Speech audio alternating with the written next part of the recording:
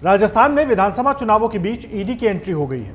गुरुवार को ईडी ने प्रदेश कांग्रेस अध्यक्ष गोविंद सिंह डोटासरा और महुआ विधायक ओम प्रकाश हुड्डा और उनके सहयोगी राजेंद्र गुप्ता, सुभाष बालाहेडी बिजनेस सहयोगियों के ठिकानों पर छापे मारे।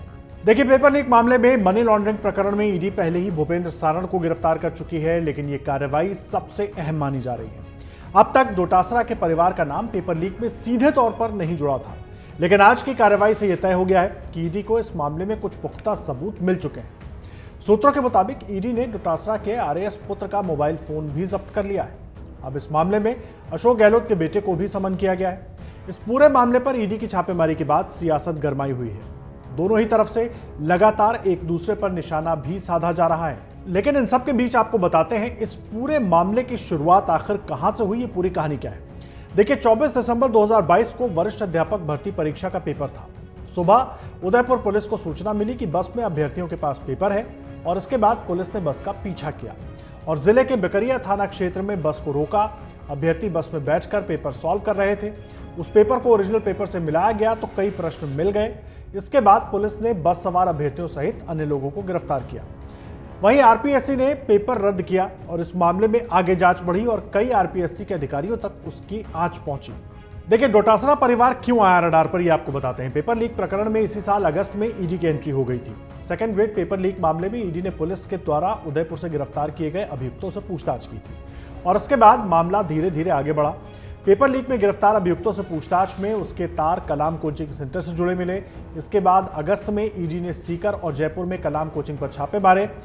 देखिए, भाजपा ने इस मामले में डोटासरा को निशाने पर लिया। सियासी गलियारों में आरोप लगे तो डोटासरा सफाई देने आए कि इस कोचिंग से उनका कोई लेना देना नहीं है। 17 को भी कलाम के संचालकों और निवेशकों पर छापे पड़े। 17 अक्टूबर को भी ईडी ने ताबड़तोड़ छापेमारी की थी। इसमें जयपुर, नागौर, डीडवाना, जायल सहित कई जगहों पर छापेमारी की गई थी। इसमें 2 आरपीएस भी ईडी के रडार पर आ गए थे। इस कार्रवाई में ईडी को कलाम कोचिंग सेंटर से बड़ी मात्रा में पैसे के लेन देन के सबूत मिले थे। डीडवाना में राहुल भाकर और सुरेंद्र भाकर के घर पर कार्रवाई में कलाम कोचिंग सेंटर से लिंक सामने आया। राजस्थान में हर साल 3 पेपर लीक, 80 लाख प्रभावित। नेता प्रतिपक्ष राजेंद्र राठौड़ ने पिछले दिनों ट्वीट कर कहा था कि घोषणावीर मुख्यमंत्री अशोक जी, आपके शासन में 16 बार पेपर लीक होने का देश भर में रिकॉर्ड बना है। राजस्थान में साल 2011 से 2022 के बीच पेपर लीक के लगभग 26 मामले दर्ज किए गए। इनमें से 14 मामले तो पिछले 4 सालों में ही रिपोर्ट किए गए। राजस्थान में 2019 के बाद से हर साल औसतन 3 पेपर लीक हुए हैं। करीब 80 लाख बच्चों ने इन परीक्षाओं के फॉर्म भरे थे। देखिए, राजस्थान में चुनाव से कुछ हफ्तों के पहले जिस तरीके से एक बार फिर ईडी की एंट्री हो गई है, उसको लेकर अब तमाम सवाल खड़े होने लगे हैं और मुख्यमंत्री अशोक गहलोत लगातार अब ईडी सहित केंद्र सरकार को भी निशाने पर ले रहे हैं, बीजेपी को भी निशाने पर ले रहे हैं। आपको बता दें, आज सुबह ही प्रदेश कांग्रेस अध्यक्ष डोटासरा के घर पर जिस तरीके से छापेमारी हुई, उसके बाद वैभव गहलोत को जिस तरीके से समन किया गया ईडी की तरफ से, उसको लेकर अब राजस्थान में राजनीति बहुत तेज हो गई है। ये सवाल इसलिए कि ऐसे वक्त में ईडी की एंट्री क्यों, क्योंकि चुनाव अब बहुत नजदीक है। लगातार उम्मीदवारों की घोषणा हो रही है और उस बीच में ईडी की एंट्री के मायने क्या समझे जाएं। कांग्रेस और खास करके गहलोत कह रहे हैं कि वो हार नहीं मानने वाले हैं, वो लगातार लड़ते रहेंगे। बीजेपी नेताओं का अपनी तरफ से कहना है कि जो कुछ हुआ है, पीछे जो आरोप लगे हैं, ये कार्रवाई उसकी वजह से हुई है। लेकिन इसके पीछे की पूरी कहानी क्या है और ये समझाने के लिए हमारे साथ 2 खास मेहमान इस वक्त जुड़ गए हैं। हमारे साथ प्रतिष्ठा यादव जी कांग्रेस पार्टी से हैं और शैलेंद्र गुर्जर जी बीजेपी के प्रवक्ता हैं। आप दोनों का बहुत स्वागत है अमर उजाला.com पर। शैलेंद्र जी, सबसे पहले बड़ा सवाल जो आरोप आप लोगों पर लग रहे हैं कि क्या ईडी के सहारे चुनाव जीतेंगे राजस्थान में आप लोग? ईडी की एंट्री एकदम यकायक नहीं होती है और जो प्रकरण चल रहा है वो 2.5 साल से चल रहा है कि राजस्थान में जो पेपर लीक माफिया को कांग्रेस पार्टी की गहलोत सरकार ने पनपाने का काम किया, संरक्षण देने का काम किया और किस तरह से जब रीट का पेपर लीक हुआ, जिसको मानने के लिए मुख्यमंत्री अशोक गहलोत जी तैयार नहीं थे, तत्कालीन शिक्षा मंत्री गोविंद सिंह डोटासरा तैयार नहीं थे। जब भारतीय जनता पार्टी ने आंदोलन किया, उसके बाद उनको झुकना पड़ा और रीट का पेपर निरस्त करना पड़ा। आप देख सकते हैं कि किस तरह से राजस्थान में 70 लाख युवाओं के सपनों को, भविष्य को चकनाचूर करने का काम गहलोत सरकार ने किया है। और लगातार आप देखिए ईडी जो कार्रवाई कर रही है, अगर एसओजी और एसीबी अगर कार्रवाई करती और वो बड़े मगरमच्छों और सरगनाओं को पकड़ती तो निश्चित तौर पर ईडी को यहाँ आने की आवश्यकता नहीं पड़ती। लेकिन आपने देखा होगा कि एक तरफ तो मुख्यमंत्री अशोक गहलोत जी कहते हैं कि यहाँ पर हमारे पेपर लीक में ना तो कोई कर्मचारी, ना अधिकारी, ना नेता, कोई भी इसमें सम्मिलित नहीं है। और उसके बाद आप देखिए किस तरह से आरपीएससी का सदस्य बाबूलाल कटारा पकड़ा जाता है, किस तरह से संवैधानिक पद पे बैठे हुए जो 1.5-2 करोड़ रुपए देके पद पर आए थे, करोड़ों रुपया किसको दिया गया? अब आप बताइए ना, अगर ईडी नहीं आती तो क्या दिनेश खोडलिया पकड़े जाते, अशोक जैन पकड़े जाते? क्या उनसे कड़ी पूछताछ कर पाई एसओजी, एसीबी? बताइए ना आप, कहाँ है इनके पास जवाब? ये बार बार ईडी चिल्ला रहे हैं भ्रष्टाचार किया है, हम युवाओं को न्याय दिलाना चाहते हैं, आपकी एसओजी। सर ये सवाल, इसका जवाब मैं नहीं दूंगा, इसका जवाब कांग्रेस देगी। और जो सवाल आप उठा रहे हैं, मैं आऊंगा आपके पास, मैं प्रतिष्ठा जी जुड़ी हुई है कांग्रेस पार्टी से, जो सवाल आप उठा रहे हैं धीरेन्द्र जी, उसका जवाब शैलेंद्र जी, उसका जवाब ले लेते हैं। प्रतिष्ठा जी, मुख्यमंत्री कह रहे हैं राजनीति हो रही है, डराने की कोशिश हो रही है। यहाँ पर शैलेंद्र जी तो पूरी लिस्ट गिना रहे हैं कि भाई आरोप है, इसलिए जिस तरीके से काम आगे बढ़ता है ईडी का, उस तरीके से आगे बढ़ा है, तब छापेमारी हुई है। देश जानता और समझता भी है कि किस तरह से संवैधानिक संस्थाओं का दुरुपयोग बीजेपी करके सत्ता हासिल करना चाहती है, और ये इनका भय है। ये इन्होंने कर्नाटक चुनाव के अंदर भी इसी तरह इस्तेमाल किया, और ये तो अब चलन सा बन गया है। बल्कि इनको जिस तरह से ये कह रहे हैं ना कि हमारा जो चेहरा है, जो हमारा फेस है, वो कमल का फूल और मोदी जी, और साथ में ईडी जी को और ऐड कर लीजिए, क्योंकि आपका चुनाव का फेस भी ईडी होने जा रहा है। बाकी तो और कुछ बचा नहीं है आपके पास। अब आप लोगों ने हार स्वीकार कर ली जिस तरह से आप ईडी का दुरुपयोग कर रहे हैं। देखिए, ये जो भी आरोप लगा रहे हैं, उनमें एक बात बताइए कि आज जब चुनाव सर पे आ गया, आचार संहिता लगी, उसके बाद आप लोगों को चेतना जागृत हुई है ईडी को। उससे पहले ईडी कहाँ थी? इन्होंने खुद कहा कि 2.5 साल पहले का मामला है, तो 2.5 साल तक सो रहे थे क्या भैया? 2.5 साल पहले आप लोगों ने कार्रवाई क्यों नहीं की? जिसको भी पकड़ा है, राजस्थान की सरकार ने पकड़ा है, आपने, ईडी ने किसी एक को भी नहीं पकड़ा। आपने तो कन्हैया लाल हत्याकांड में एनआईए का दुरुपयोग करके अपराधियों को बचाने के लिए उसका इस्तेमाल किया। जब राजस्थान पुलिस ने अपराधियों को पकड़ लिया, उसके बाद आपके वो कार्यकर्ता थे और आपको डर था कि अब खुलासा होगा, तो इसलिए आपने एनआईए को वहां पे ले आए। तो ये जो सरकारी तंत्र का दुरुपयोग आप कर रहे हैं, ये आपके भय को जाहिर कर रहा है। और राजस्थान सरकार, आप युवाओं की बात कर रहे हैं, आप पूरे राजस्थान की जनता की भावनाओं के साथ खिलवाड़ कर रहे हैं, क्योंकि आप डरे हुए हैं। जिस तरह से राजस्थान की जनता एक उपकार भर रही है कि हमें, जो हमारे साथ खड़ा हुआ संकट के समय में, जो जिन्होंने हमारे दुख दूर किए, हम उनके साथ खड़े हो रहे हैं। तो ये आप उन लोगों की भावनाओं के साथ खिलवाड़ कर रहे हैं सरकारी तंत्र का दुरुपयोग करके। आपकी बात ठीक है प्रतिष्ठा जी, वो आपकी बात ठीक है प्रतिष्ठा जी, आप जो सवाल उठा रही हैं उसका जवाब मैं शैलेंद्र जी से ले लूंगा। लेकिन एक मेरा सवाल है आपसे सीधे तौर पर कि 26 बार 2011 से लेके, प्रतिष्ठा जी सुन लीजिए, सवाल सुन लीजिए। अब देखिए, जब ईडी बाहर आएगी तो कुछ अगर उनके पास कुछ होगा तो खुलासा करेगी, तो सारी चीजें सबके सामने आ जाएगी। लेकिन इस तरह का जो माहौल, ठीक है प्रतिष्ठा जी तक मुझे लग रहा है आवाज नहीं जा रही है, हम उनको फिर से जोड़ने की कोशिश करेंगे। शैलेंद्र जी, मैं आपका रुख कर रहा हूं। शैलेंद्र जी, बड़ा अहम हो जाता है समझना, जिस तरीके से प्रतिष्ठा जी जो आरोप लगा रही हैं, मैं सीधे तौर पर पूछना चाहूंगा, ठीक है ईडी अपना काम कर रही है, जिस तरीके से आपने कहा ईडी को सबूत मिलते गए, ईडी काम करती गई, लेकिन हर बार सवाल ईडी की टाइमिंग को लेकर उठते हैं। अलग अलग राज्यों में जैसे ही चुनाव नजदीक आते हैं या चुनाव एकदम सर पर होते हैं, उस वक्त ईडी जो इतनी एक्टिव हो जाती है, या उसी वक्त ईडी को सबूत मिल जाते हैं, इसलिए विपक्ष को मौका मिल जाता है, या सत्ता पक्ष में जो लोग हैं जो आपके विरोध में, उनको मौका मिल जाता है आप पर सवाल उठाने का। ईडी की कार्रवाई होती है, वो एक संवैधानिक संस्था है और एक प्रक्रिया के तहत कार्रवाई होती है, वो डायरेक्ट कार्रवाई नहीं करती। अगर राजस्थान में एसओजी, एसीबी ढंग से कार्रवाई करती और छुटभइयों और दलालों को नहीं पकड़ती और उसके माफिया और तह तक जाती, तो निश्चित तौर पर ईडी को आने की आवश्यकता नहीं होती। आप देखिए, अगर ईडी नहीं आती तो मैं पूछना चाहता हूं, बिश्नोई से आपने पूछताछ करी क्या कड़ाई से? एसओजी ने, एसीबी ने? बताइए, नहीं की इन्होंने। तभी तो आप देखिए आगे जाके बाबूलाल कटारा पकड़ा गया। अब बाबूलाल कटारे से पूछताछ हुई तो किस तरह से आंच जो है वो अध्यक्ष पे जाती है। आरपीएससी जो ऐसी संवैधानिक संस्था है जो हमारे यहाँ के राजस्थान के अधिकारियों को बनाती है, जो पूरे राज्य में शासन प्रशासन में सहयोग करते हैं, उस पर आपने भ्रष्टाचार का अड्डा बना दिया। पेपर बिक रहे हैं, रोडों पे पेपर बिक रहे हैं, 19 पेपर लीक हो जाते हैं और लगातार लीक हो जाते हैं। आप बताइए इसके लिए कौन जिम्मेदार है? अगर एसओजी ढंग से कार्रवाई करती तो क्या डीपी जारोली से पूछताछ नहीं करती? डीपी जारोली को क्यों छोड़ दिया गया? आप बताइए। राजीव गांधी स्टडी सर्किल के अधिकारी को, छोटे अधिकारियों को पकड़ लिया, और सुभाष गर्ग जी जो उस समय तत्कालीन, अभी भी आज भी तत्कालीन मंत्री कहेंगे, अब तो पावर्स छीन गए, लेकिन आप देखिए वो जब उसके कोऑर्डिनेटर थे और मुख्यमंत्री स्वयं इसके नेशनल कोऑर्डिनेटर थे, आज सीएमओ तक जा रही थी, किसकी हिम्मत हो रही थी? आप देखिए ना, इन्हीं के डीजी का बयान मैं सुना देता हूं प्रतिष्ठा जी को। इन्हीं के डीजी बीएल सोनी जी कह रहे हैं कि साहब, अगर ईडी नहीं आती तो ये बड़े सरगना नहीं पकड़े जाते। आप बताइए। उनके और बयान है, उन्होंने ये तक भी कहा है कि आजकल भ्रष्टाचार इतना चरम पर है कि मंथली नहीं वीकली लिया जा रहा है। जब आपके पुलिस अधिकारी 2-2 करोड़ रुपए रिश्वत मांगते हैं, कोई काम रिश्वत के बिना नहीं होता। और क्या हालत राजस्थान के आपने कर दी है, खुला तांडव मचा दिया भ्रष्टाचार का आपने, पूरी लूट की सरकार चलाई है, झूठ की सरकार चलेगी। अब आप बताइए ना, ईडी नहीं आती तो कांग्रेस के नेता कोडिलिया को कौन गिरफ्तार करता है? एसओजी ने गिरफ्तार किया क्या? अब कोडिलिया के तार जो आ रहे हैं 1.5-2 करोड़ रुपए देख के, किसको बनाया, किसके पास पहुंचा वो पैसा, इसकी जांच कौन करेगा? आप बताइए। तो ईडी जो कर रही है वो बच्चों को न्याय दिलाने का काम कर रही है। और गहलोत सरकार तो वादा खिलाफी वाली सरकार है, ना युवाओं को बेरोजगारी भत्ता दे पाई, ना इनको रोजगार दे पाई, बल्कि पेपर लीक माफिया को पनपाकर इन्होंने ठीक है शैलेंद्र जी, मैं एक बार प्रतिष्ठा जी से जवाब ले लेता हूं उसका। प्रतिष्ठा जी, आप जवाब देंगे शैलेंद्र गुर्जर जो तमाम बातें उठा रहे हैं, जो आरोप लगा रहे हैं आप लोगों के ऊपर, उस पर क्या जवाब है आपका?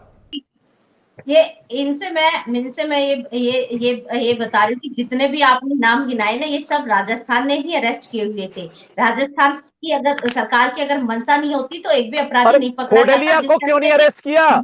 दिनेश कोडिलिया तक किसने संपत्ति जब्त की, किसने करोड़ों रुपए जब्त किए? क्यों जल जीवन मिशन घोटाले में आपने कार्रवाई नहीं की?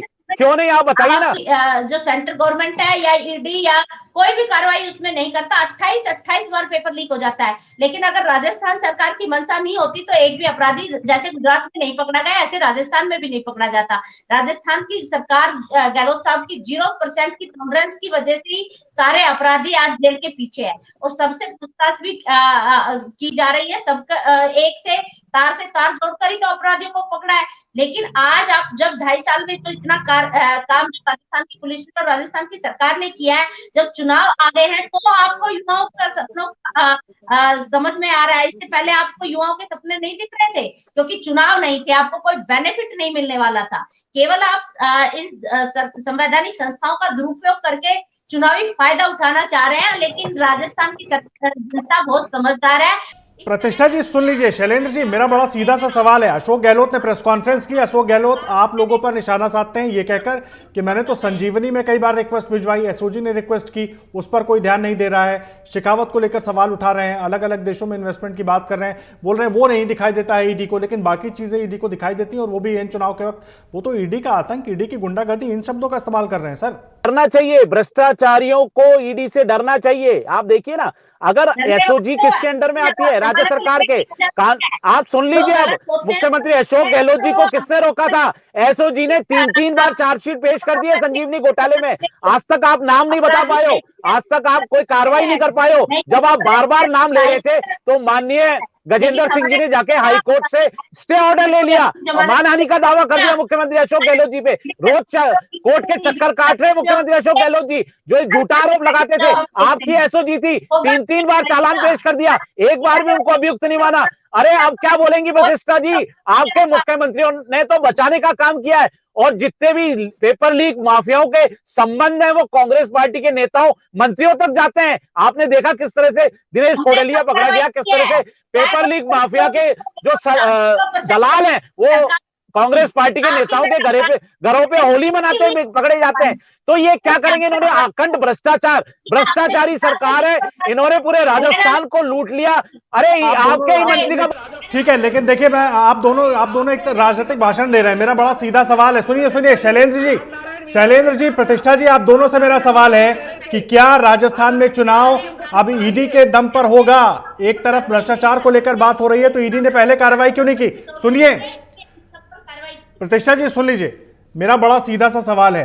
आरोप तो पेपर लीक को लेकर पहले भी लगते रहे ना। मैं आ रहा हूं शैलेंद्र जी, मैं आ रहा हूं। प्रतिष्ठा जी, आरोप पेपर लीक को लेकर लगते रहे। 2011 से 2022 तक 26 मामले दर्ज हुए पेपर लीक को लेकर। मैं चलिए बीजेपी के कार्यकाल को हटा देता हूं, उसमें क्या कार्रवाई हुई? उसके बाद जो आरोप लगे उस पर क्या कार्रवाई हुई? तो जरदौरी से लेके जो भी इसमें संलिप्त था हर अपराधी को पकड़ा गया है, ये कार्रवाई हुई है। लेकिन जब बीजेपी के कार्यकाल को जिसको आपने हटा दिया उसमें किस पर कार्रवाई, किसको इन्होंने पकड़ा? और 28 बार पेपर लीक हुआ है गुजरात में, किसी एक व्यक्ति को पकड़ा हो तो ये बता दे। यहाँ तो देश का प्रधानमंत्री आके कहता है कि वो पाताल से निकाल लाएगा, लेकिन गुजरात में तो आपकी डबल इंजन की सरकार है, वहां पर आपने किसको पाताल या आकाश से ढूंढ के निकाला वो भी आप देश को बता दीजिए। क्योंकि आप देश के युवाओं के भविष्य के साथ खेलकर खिलवाड़ कर रहे हैं और केवल केवल राजनीतिक लाभ के लिए कर रहे, युवाओं को इस्तेमाल करने की कोशिश कर रहे हैं, लेकिन देश का युवा समझ चुका है कि आपकी कथनी और करनी में बहुत बड़ा फर्क है। आप कहते कुछ है और करते कुछ और है। आपका तो वो प्रियंका जी कह रहे थे वही बात है कि आपका लिफाफा तो बहुत बड़ा है, लेकिन है खाली अंदर से, उसमें कुछ निकल के सामने नहीं आने वाला है। ये देश के युवा समझ चुके हैं, देश की जनता समझ चुकी है। ठीक है शैलेंद्र जी, आपका जवाब इस पर, और साथ ही मैं अपना भी एक सवाल जोड़ देता हूं। सवाल ये है कि हर बार टाइमिंग को लेकर ही सवाल उठते हैं। आप कहते रहे, सबूत मिले हैं, तमाम चीजें हैं, लेकिन इन चुनाव के वक्त किसी भी राज्य में अगर ऐसे कार्रवाई होती है तो वो टाइमिंग पर ही सवाल उठते हैं, और ये एक नहीं, तमाम विपक्षी दल आरोप आप लोगों पर लगा रहे हैं। बता देना चाहता हूं, संवैधानिक संस्था है, उसकी एक प्रक्रिया है, वो अपने हिसाब से काम करती है। और ये 85 दल मिलकर माननीय सर्वोच्च न्यायालय गए थे। इन्होंने कहा था कि ईडी के पावरों का दुरुपयोग हो रहा है, सीबीआई के अधिकारों का दुरुपयोग हो रहा है। सुप्रीम कोर्ट ने खारिज कर दी थी इन सबकी पिटीशंस को, विपक्षी दलों की। उन्होंने कहा था नहीं, ईडी जो कार्रवाई कर रही है, अरे अब सुन लो, सुनने की आदत डालो, उनको चुप कराओ। आदर्श जी, इनको चुप कराओ पहले, ऐसे डिबेट नहीं होगी। इनको म्यूट करो, आप जवाब देने दीजिए, फिर अपनी बात रखिएगा। आप इनको म्यूट करो। पोल खोलूंगा मैं अभी। कांग्रेस पार्टी का चरित्र अभी देखिए सामने आ रहा है। अरे अभी चरित्र सामने आ रहा है, इनको एक मिनट चुप कराएं पहले। जी, आप अपनी बात पूरी कीजिए, वो खुद शांत हो जाएंगे, आप जवाब दीजिए। देखिए, मैं इनको याद दिला देना चाहता हूं, इन्हीं के उप मुख्यमंत्री, पूर्व पीसीसी चीफ का बयान। उन्होंने खुद कहा, सरकार को घेरा कि आपने सिर्फ दलालों बिचौलियों को पकड़ा है, मगरमच्छों को और माफियाओं को छोड़ दिया है। उसका क्या जवाब देंगी प्रतिष्ठा जी, बताइए। क्यों आरपीएससी को भ्रष्टाचारी अड्डा बना दिया? क्यों आपके नेता ने सत्याग्रह किया? क्यों आपके नेता ने मार्च किया अपनी सरकार के खिलाफ? और क्या ये बात करेंगी कांग्रेस पार्टी, जो भ्रष्टाचार में डूबी हुई पार्टी है, जिनके शीर्ष नेता सोनिया गांधी, राहुल गांधी, रॉबर्ट वाड्रा जो भ्रष्टाचार के आरोप में जमानत पर है, इनको तो नैतिक अधिकार भी नहीं है। अरे इन्होंने तो राजस्थान के युवाओं के सपनों को चकनाचूर कर दिया, उनके भविष्य को खराब कर दिया। युवा ही कांग्रेस पार्टी की। ठीक है शैलेंद्र जी, ठीक है। प्रतिष्ठा जी, जल्दी से एक छोटा सा जवाब दे दीजिए, समय कम है। प्रतिष्ठा जी, बलात्कार होकर उनको मारकर भट्टी में जला दिया जाता है, हत्या करके कुएं में फेंक दिया जाता है, एसिड डाल दी जाती है, उस पर नहीं बोलेंगी प्रियंका जी? ये क्या राजस्थान को पर्यटन समझ रखा है इस तरह प्रियंका गांधी जी ने? महिलाएं, बालिकाओं पर अत्याचार हो रहे, राजस्थान पहले नंबर पर दुष्कर्म में। इनके माननीय विधायक मंत्री सदन में खड़े होकर कहते हैं हाँ हम रेप में नंबर 1 है, क्योंकि मर्दों का प्रदेश है। शर्म आनी चाहिए कांग्रेस पार्टी को। ना इनको नैतिक अधिकार है, ना इनको संवैधानिक अधिकार है, ना राजनीतिक अधिकार है, और राजस्थान की जनता आने वाले समय में बता देगी। ठीक है शैलेंद्र जी, ठीक है। प्रतिष्ठा जी, आप इस पर जल्दी से जवाब दे दीजिए, आपका जवाब क्या है इस पर? अब ये है कि जब मणिपुर की बहनों के साथ अत्याचार हो रहा था तो देश का प्रधानमंत्री, अरे राजेंद्र गुड़ा जी ने आईना दिखाया तो बाहर क्यों कर दिया? राजेंद्र गुड़ा जी के बयानों पर भी तो बोल लीजिए। ये आरोप लगाते हैं, लेकिन जिस पर आरोप लगाते हैं वो नेता इनके शरण में आते ही वो लॉन्ड्री में धुल जाता है, उसके ऊपर कोई आरोप नहीं रहता, उनको मुख्यमंत्री जैसे पदों से नवाजा जाता है, अपराधियों को जेल से निकाल दिया जाता है सरकार बनाने के लिए। हरियाणा का ये उदाहरण है। आप किस बात से, किस मुंह से इसकी बात करते हैं? आपने जब 2014 के अंदर की सत्ता में आए थे कि देश की बहुत बड़ी ब्लैक प्रत्येक भारतीय के 15-15 लाख अकाउंट में आ जाएंगे अगर वो मनी आई तो। वो मनी कहाँ गई? वो सारी बीजेपी के खाते में चली गई क्या? आज वो ना ब्लैक मनी के जो जिनको ये जेल में डालने वाले थे, ना किसी को जेल में डाल पाए हैं। ये देश ने आपका चाल चलन और चरित्र देख लिया है, इसलिए देश के वाली बात आप ना करें तो ज्यादा बेटर रहेगा। ठीक है प्रतिष्ठा जी, अहम बात आप कह रही हैं। देखिए, आप सबने, दर्शकों ने प्रतिष्ठा यादव जो कि कांग्रेस की नेता है, शैलेंद्र गुर्जर जो कि बीजेपी के प्रवक्ता हमारे साथ जुड़े थे, इन दोनों को ही सुना। और ईडी की छापेमारी को लेकर जिस तरीके से अब राजस्थान में सियासी पारा हाई है, और एक पक्ष कह रहा है कि कार्रवाई जो है उसकी टाइमिंग पर सवाल उठा रहा है, दूसरी पक्ष कह रहा है कि सब कुछ अपने काम, जिस तरीके से सबूत जुटाए जा रहे हैं, जिस तरीके से कार्रवाई आगे बढ़ती है वैसे हो रहा है। फैसला आपको, यानी कि जनता को करना है कि क्या सही और क्या गलत है। फिलहाल के लिए प्रतिष्ठा जी और शैलेंद्र जी, आप दोनों का बहुत धन्यवाद अमर उजाला के साथ जुड़ने के लिए। बहुत धन्यवाद। अगर आप ये वीडियो YouTube पर देख रहे हैं तो हमारे चैनल को सब्सक्राइब करें और बेल आइकन को दबाना ना भूलें। अगर आप Facebook पर ये वीडियो देख रहे हैं तो हमारे पेज को लाइक करें।